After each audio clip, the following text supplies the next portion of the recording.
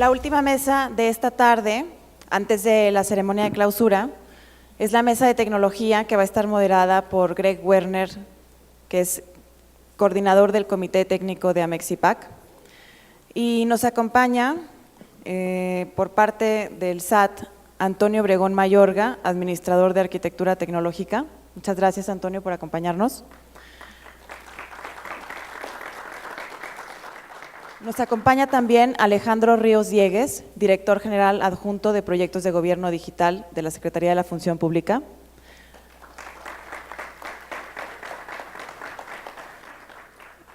Alfredo Reyes Kraft, que es vicepresidente de Economía Digital en la Cámara Internacional de Comercio.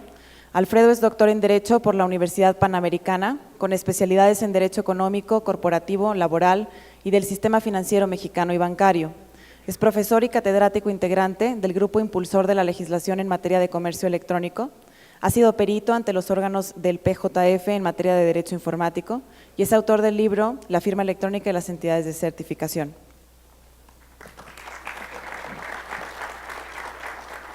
Está con nosotros también Sergio Carrera Rivapalacio, director ejecutivo de Infotec. Él es licenciado en Economía por la UNAM, con maestría en Administración por el ITESM y posgrado en Dirección de Entidades Públicas por el INAP. Fungió como director general de Comercio Interior y Economía Digital en la Secretaría de Economía y ha tenido a su cargo diversas posiciones gerenciales y directivas en la Secretaría de Economía y en la Secretaría de Hacienda y Crédito Público. Fue vicepresidente de Asuntos Gubernamentales de la Asociación Mexicana de Internet y actualmente ocupa el cargo de director ejecutivo en Infotec. Agradecemos la participación de Ricardo Cermeño González, doctor en Política Tecnológica de la Universidad de Aston, Inglaterra, y maestro en Tecnología del Diseño por el Instituto de Ciencias y Tecnología de la Universidad de Manchester. Presidente y fundador de Select, es presidente del Comité Técnico Nacional de Competitividad y Calidad del IMEF. Ha producido estudios especializados en el desarrollo y tendencias de la microelectrónica, computadoras y de la industria de telecomunicaciones para agencias internacionales, así como para corporaciones de tipo mundial, nacional y multinacional. Actualmente es director general de Select.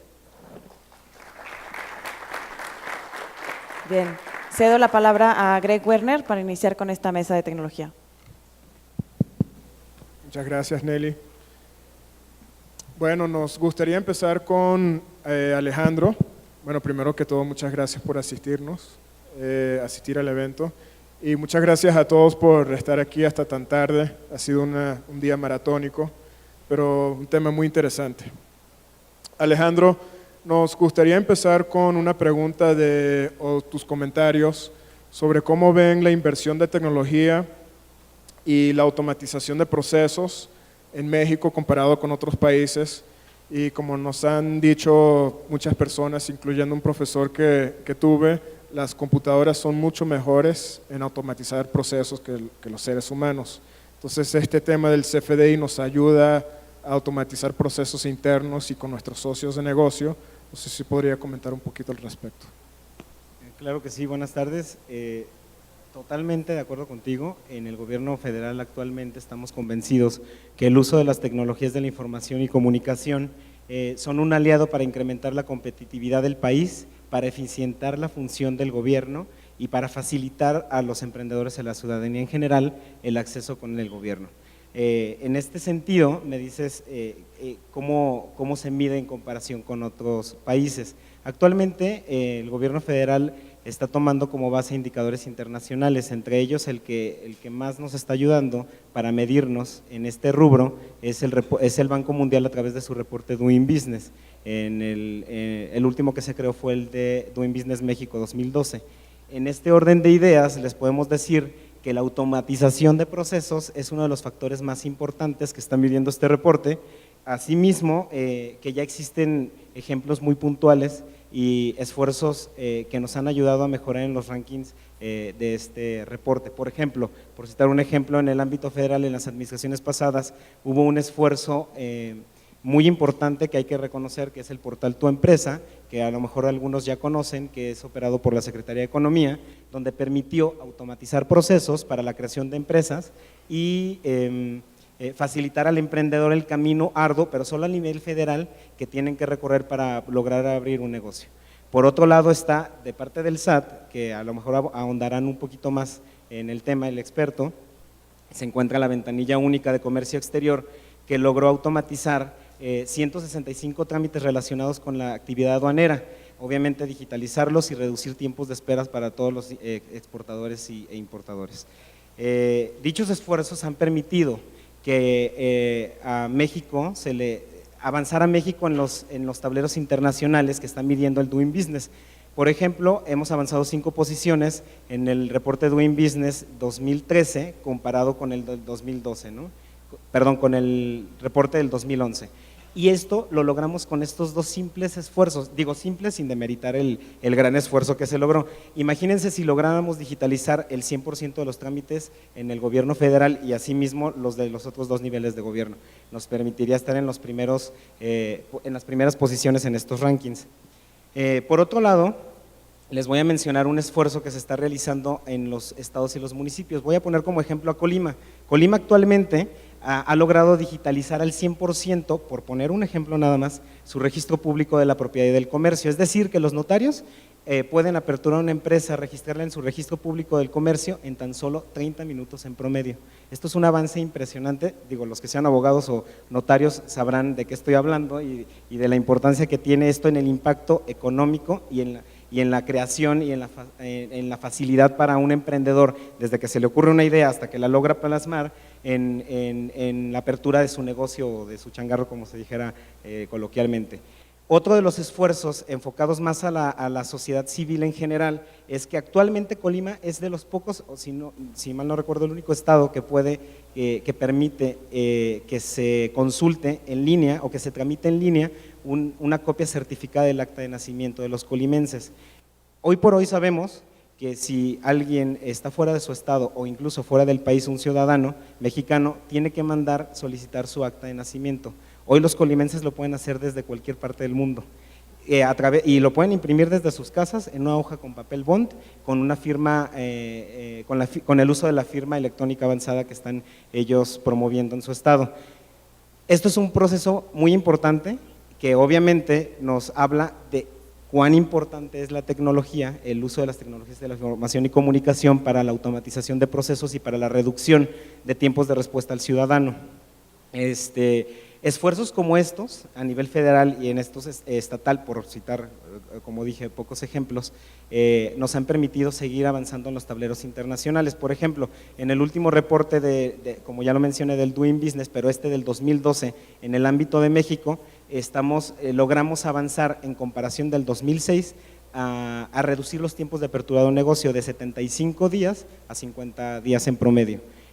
Por citar con claridad puntual en qué nos ayuda a automatizar los procesos.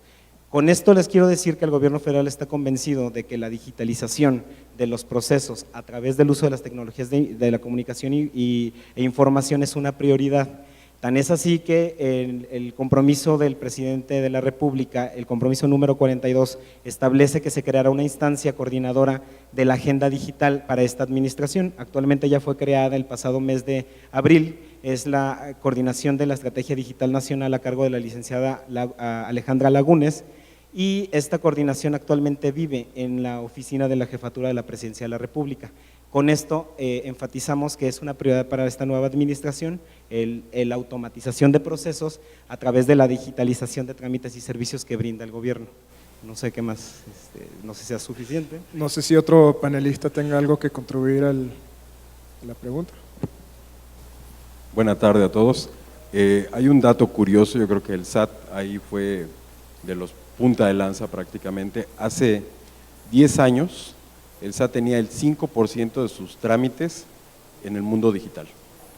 Hoy en día tenemos el 95%, por eso digo somos pioneros en ese sentido, el 95% de los trámites del SAT ya están en digital. Muchas gracias. Una cuestión importante también es pues la labor del SAT en este esquema de automatización. Es un referente a nivel internacional. El SAT, pues a donde voltees, tienes oportunidad de hablar del SAT, y el SAT implica un referente.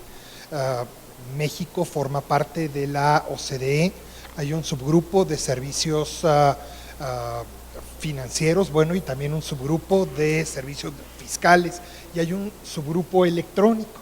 Y en ese subgrupo electrónico, de hecho, el SAT tuvo la batuta un tiempo, hizo una serie de recomendaciones en la materia, y México es pues uno de los que han implementado más estas recomendaciones y lo han hecho de una manera muy eficiente.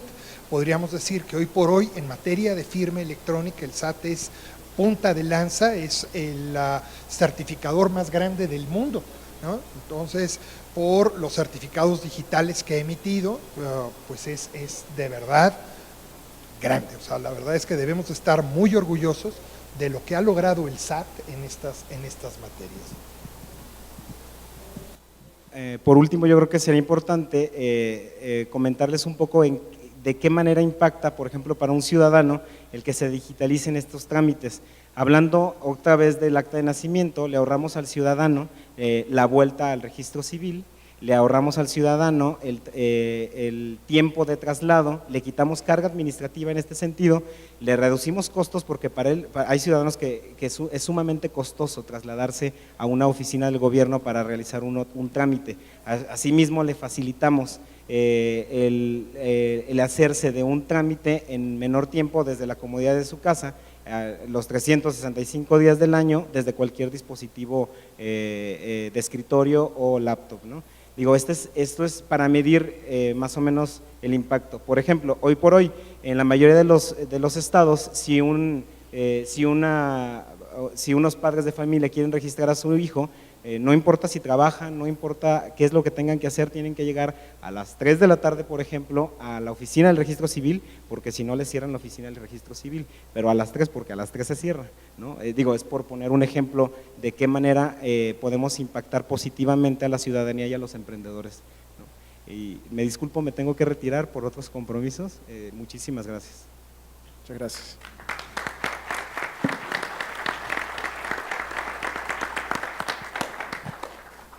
Yo creo que a todos nos queda muy claro que la inversión en tecnología es una meta muy importante de este gobierno y como cualquier proyecto a largo plazo hay que celebrar los hitos que se han logrado y a mí me consta porque el año pasado fui a una conferencia en Europa y México se resalta como el país líder del mundo en factura electrónica y ofrece mucho orgullo eso, aunque no soy mexicano, pero sí trabajo aquí.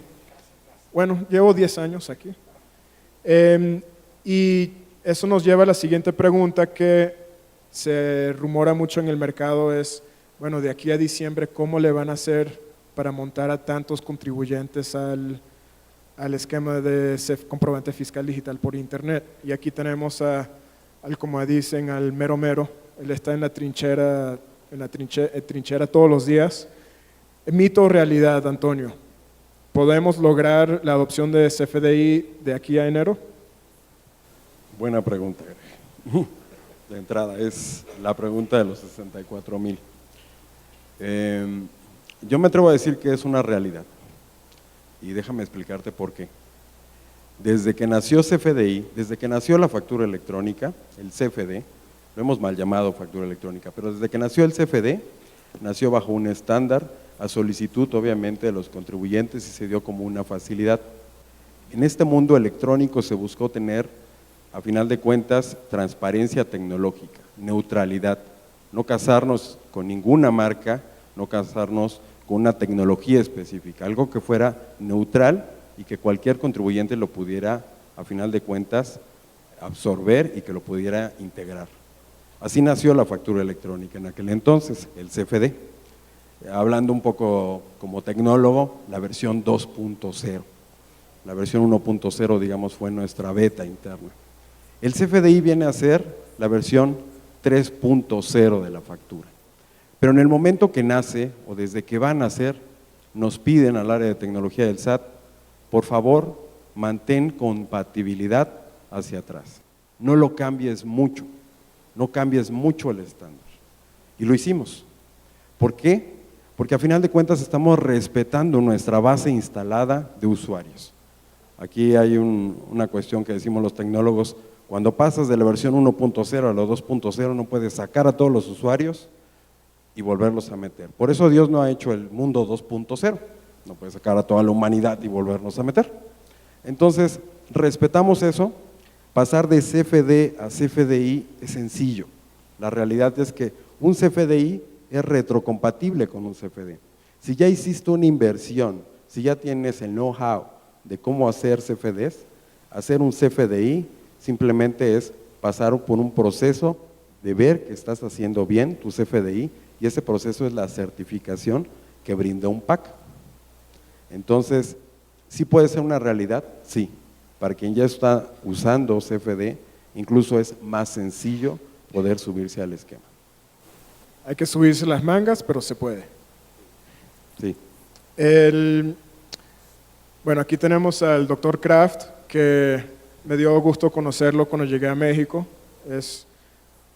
Conoce toda la historia de qué pasó, y como ya se ha comentado en otros foros, la adopción a CFDI se puede lograr porque ya hay una base instalada impresionante de certificados fiel. Entonces no sé si nos podría platicar un poquito de cómo surgió todo esto y cómo evolucionó hacia el CFDI.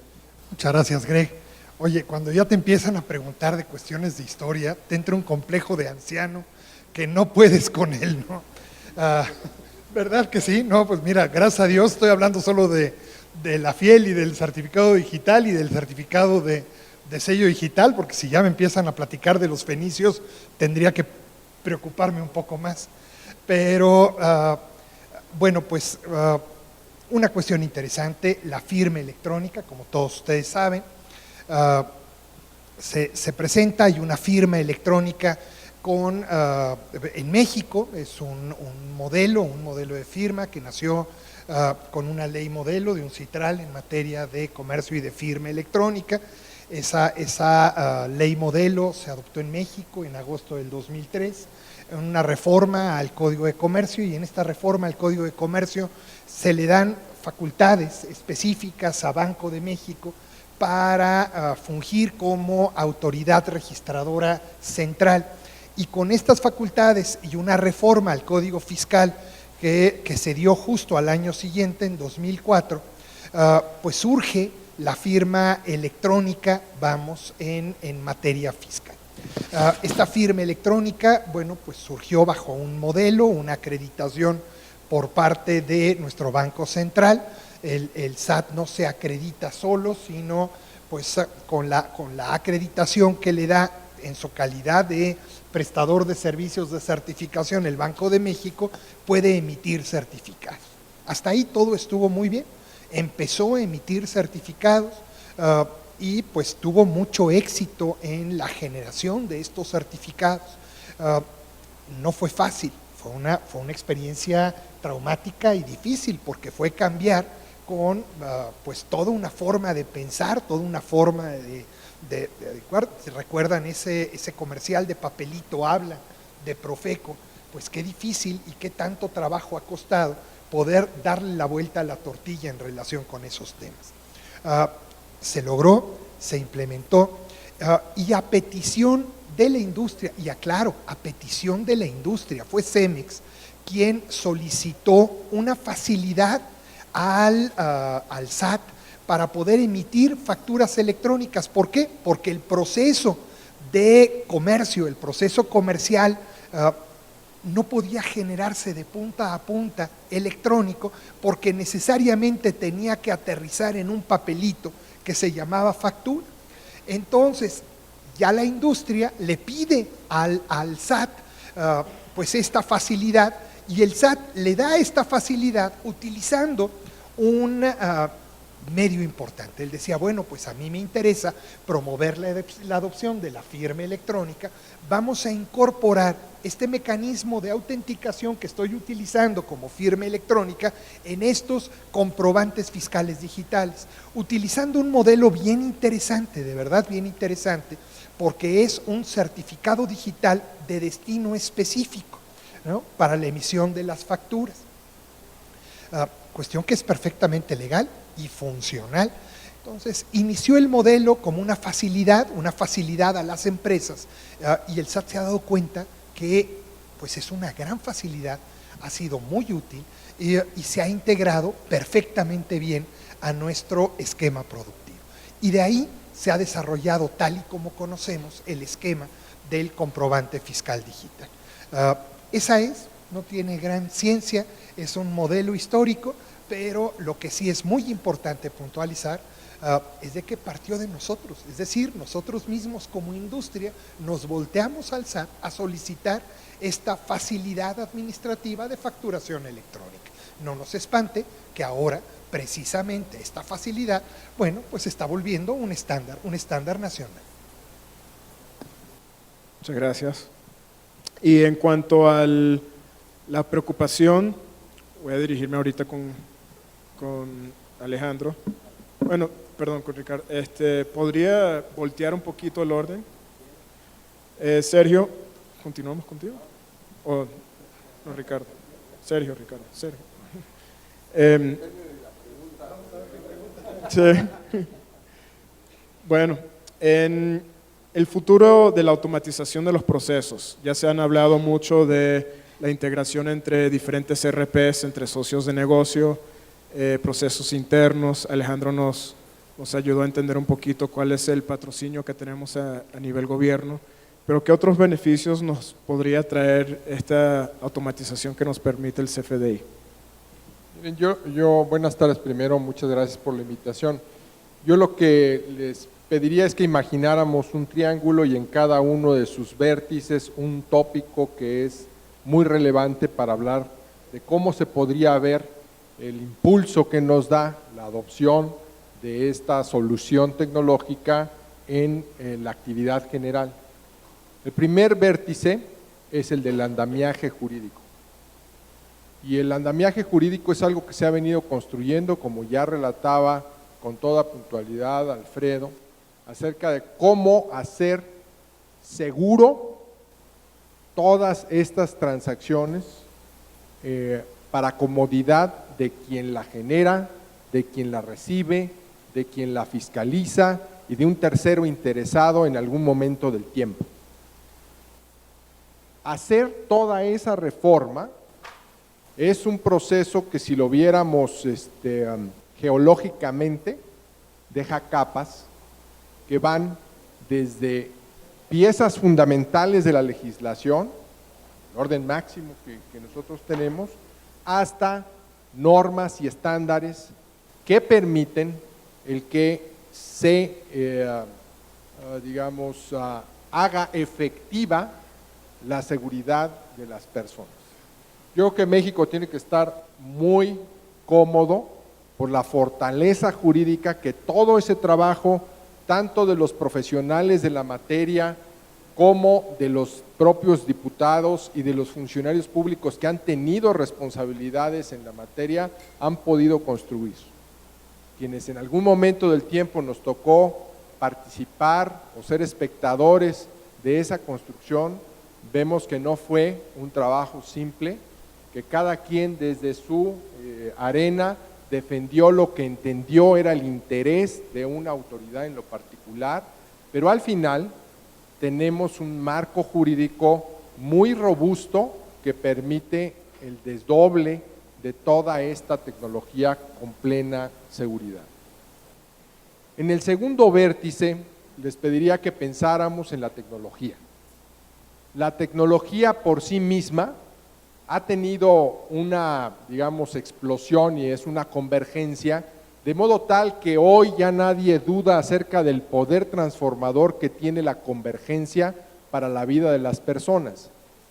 Estas tecnologías, como tecnologías de propósito general, han venido a modificar la forma en que se realiza la actividad humana, naturalmente incluida toda aquella que implique el cambio de posesión, el comercio, la entrega de un servicio, sea público o privado. Entonces, el poder de la tecnología ha sido muy significativo, pero quisiera que me acompañen a pensar un poquito más allá en lo que ha sido la explosión de los dispositivos móviles en, la oportunidad de acceso que la población tiene. Hoy México alcanza ya prácticamente una relación de 1 a 1 en dispositivos móviles y cantidad de población. Evidentemente el nivel de la concentración hace que no todos tengan acceso, pero sin embargo es más poderosa la penetración en el tiempo en lo que lo ha logrado de los dispositivos móviles que de los dispositivos, digamos, fijos o de escritorio, de modo tal que la población mexicana, incluso en condiciones de marginación, ya tiene conciencia del valor de uso de esta tecnología y tienen algunos ya acceso a la tecnología, más allá de discutir un problema de equidad y de precios. El tercer vértice tiene que ver, desde mi punto de vista, con la cultura. Y ese tiene que ver con la cultura de uso. ¿Cómo le damos valor a esa solución tecnológica, a esa solución de la que ya se nos comentaba? Bueno, ya tiene años en el mercado, ¿sí? Y los que vamos ahorita a entrar, ¿sí?, al certificado, pues somos ya más bien rezagados, porque los primeros entrantes y los primeros que se movieron, esos están ahí ya hace algunos años. Si te tardas un poco, te vas a ver literalmente como rezagado en la adopción de la tecnología. Entonces, la competitividad de las empresas, la productividad de las personas también tiene una relación íntima con el nivel de apropiamiento de la tecnología y la forma en que esta tecnología se usa en red.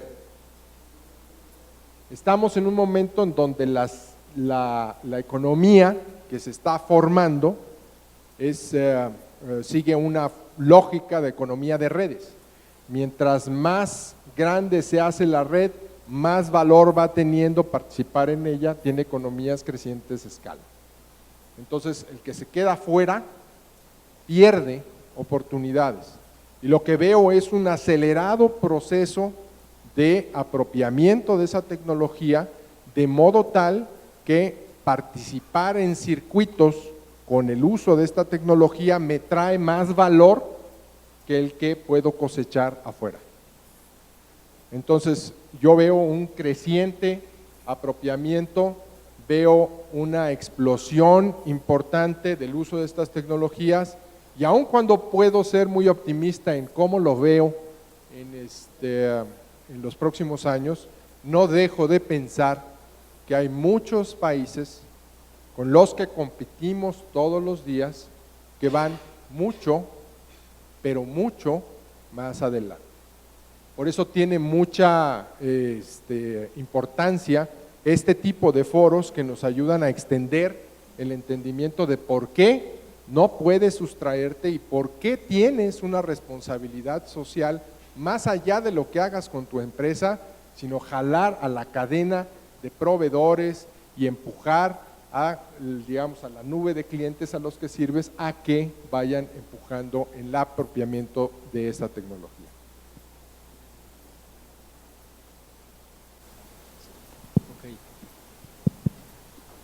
Yo quisiera aprovechar los comentarios que hemos escuchado.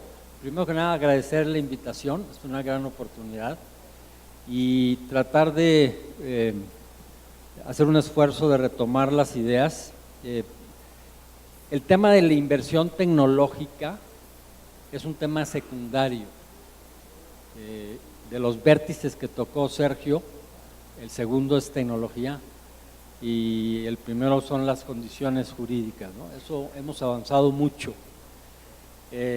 No es tanto qué tanto estamos invirtiendo, sino qué tanto lo estamos aprovechando. Lo más importante de la experiencia del SAT y de la función pública no es qué tanto dinero han invertido en tecnología, ¿verdad?, sino qué tan fácil me están haciendo la vida como ciudadano. El SAT, no tengo la menor duda, cada vez lo siento más cerca de mí, con mejores servicios, con mejores, me cobra más rápido y mejor, incluso me devuelve dinero automáticamente, rápido. Hace Le contaba a Antonio, le ayudé a mi suegro a hacer su declaración y le hicimos en 20 minutos, ya estaba prehecha. Felicidades. Entonces, lo importante no es que tanto invierten en tecnología, sino que tanto aprovechan la tecnología.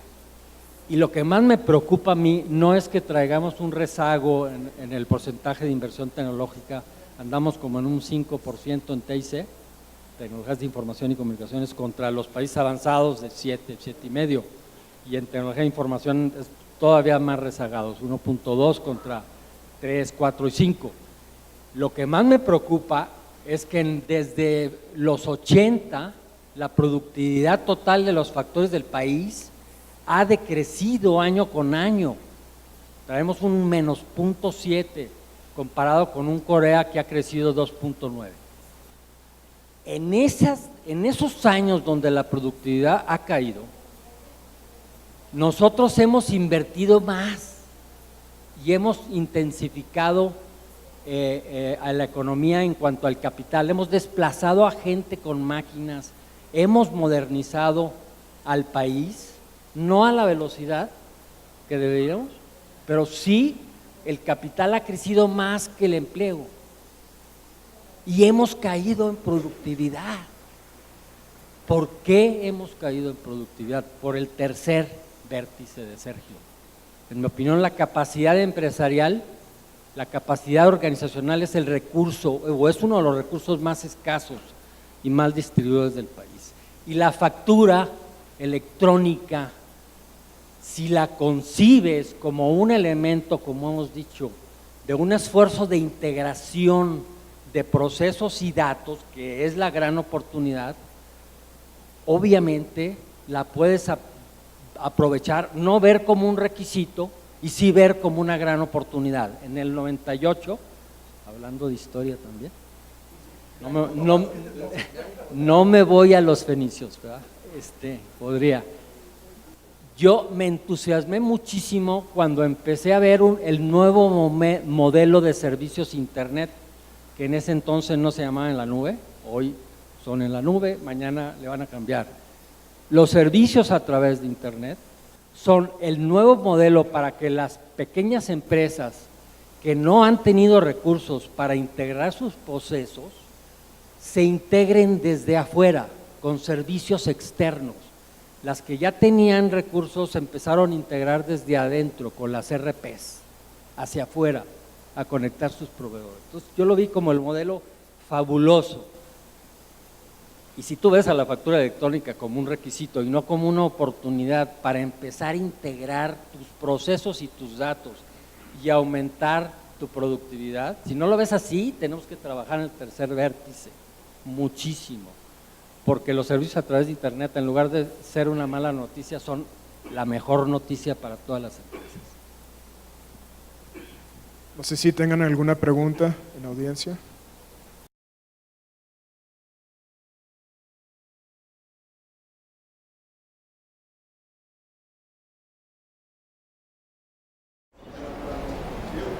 Adelante. Yo vengo del estado de Jalisco, particularmente de un pueblo que está a 30 minutos de Guadalajara. 30 minutos que hacen un mundo completo de diferencia hablando del internet, ¿sí? Yo ya invertí en un sistema, en un RP, ya hice la inversión, pero ¿qué pasa cuando mi internet no funciona? ¿Qué voy a hacer? Yo trabajo particularmente con la industria del sector primario, lo que es lo relacionado a personas que están productores personas que producen leche, personas que producen semilla, todo lo que es del sector primario. Y cuando yo quiero emitir mi factura y no tenga el internet porque la infraestructura no está todavía dada al 100%, ¿qué va a pasar? Voy a perder competitividad, como lo está mencionando el señor, voy a perder al cliente porque el cliente me va a exigir el documento, voy a perder un pago en el momento porque el cliente no me va a pagar si no tiene una factura. ¿Cómo están previendo solucionar esta situación? Que es lo que a mí, que estoy en una micro o pequeña o muy pequeña empresa, me preocupa mucho. Gracias. Bueno, se dio un paso importante, se adoptó un RP, pero ¿cómo cerramos la brecha entre enlazar el RP con sus clientes? ¿Cuál es tu nombre, perdón? Patti, muy buena pregunta. Y fíjate que ha sido una pregunta que muy específico del sector que tú mencionas se ha dado. Desde que nace el modelo operativo, no pensamos en que vivimos en un país de primer mundo en el cual nuestra red, inclusive la telefónica, funciona a las mil maravillas. Yo como usuario, como tú, también tengo mi teléfono celular y no siempre funciona. Entonces, sí hay momentos en los cuales esa conectividad no se da. El modelo operativo que se planteó desde que nace CFDI es, tú tienes 72 horas para poder emitir tus facturas. Si te das cuenta, todo el modelo es en línea. Y entonces ese es el escenario ideal. Tú generas, la envías, timbras y a su vez esta te es devuelta y el SAT, la autoridad, ya tiene una copia, la cual se refleja en sus bases de datos. Pero te da la facilidad inclusive de tener hasta 72 horas en que tú generas y las envías a alguien a certificar. ¿Por qué? Porque el medio de envío no está normado.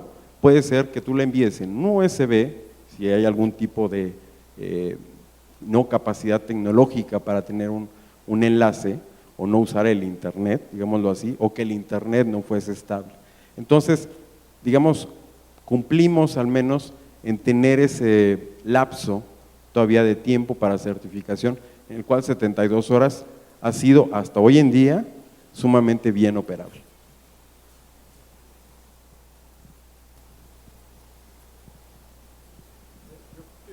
No sobrará señalar la trascendencia de la reforma que fue promulgada el pasado lunes en materia de telecomunicaciones. Y es que eso apunta hacia un tema de competencia y de competitividad, que no es lo mismo. De competencia porque podrá haber más jugadores ofreciendo de manera efectiva en mercados equivalentes alternativas para resolver la proveeduría de ese servicio tan puntual que Patti señala.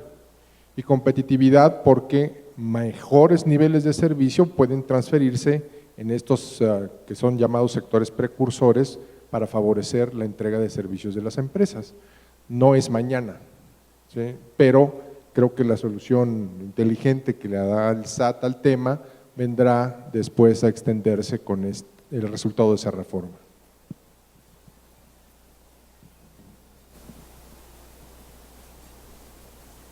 Bueno, yo creo que con eso concluimos el foro. No sé si tengan alguna otra duda o pregunta. Existe un patrocinio fuerte por parte del gobierno, el SAT no puede solo, nadie puede solo en este mundo. Tenemos a los miembros de la Mexipac, tenemos a la industria privada, tenemos a desarrolladores de software que desarrollan soluciones de valor agregado que complementan las soluciones del PAC y el SAT, y tenemos todo el tema de cerrar la brecha y la adopción tecnológica para automatizar los procesos. Entonces, no sé si ahorita es momento de presentar unos reconocimientos.